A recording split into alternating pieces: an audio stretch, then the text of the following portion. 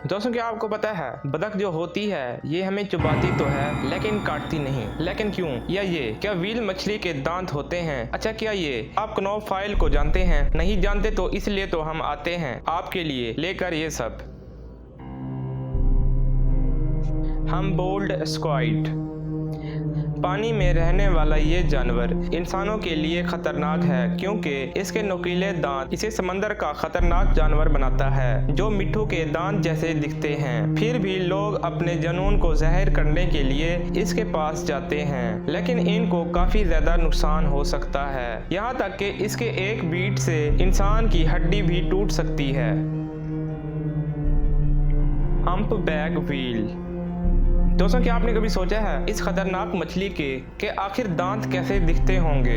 अगर आप इसके मुंह में गौर से देखेंगे तो आपको इसके मुंह में बाल दिखाई देंगे, दांत नहीं। ये बाल व्हेल मछली के लिए पानी में छोटी और बड़ी मछलियों को अपने शिकार को फिल्टर करने के लिए काम आते हैं।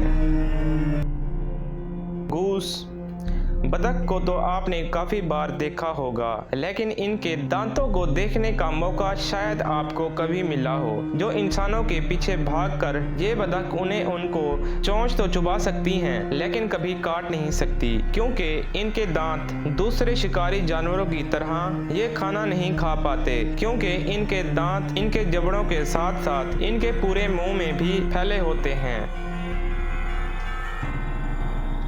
पेंगुइन्स खूबसूरत सा दिखने वाला ये जानवर ज्यादातर बर्फीले इलाकों में रहते हैं, लेकिन इनके दांत इनके जबड़ों पर नहीं बल्कि इनके पूरे मुंह में होते हैं जो इन्हें इनके शिकार को खाने में आसानी होती है। ये काफी अलग हैं। इनका ये मुंह इनके खाने को सीधा पेट में ले जाता है। द क्नोफाइल दोस्तों अमेरिका हमेशा से ही खतरों से बचने के लिए हमेशा प्लान बना कर रखता है, यहाँ तक कि ज़ोंबी से बचने के तरीके भी बना कर रखे हैं, जैसे कोनो 8888 नाम दिया गया और क्नोफाइल को भी बना रखा है जो पूरी ज़ोंबीज की फाइल है। न जाने उसमें क्या है, ये सिर्फ अमेरिका डिफेंस डिपार्टमेंट को ही पता है। काफ़ी लोग इसे मजाक समझते हैं, हालांकि ये मजाक के लिए नहीं बनाई गई।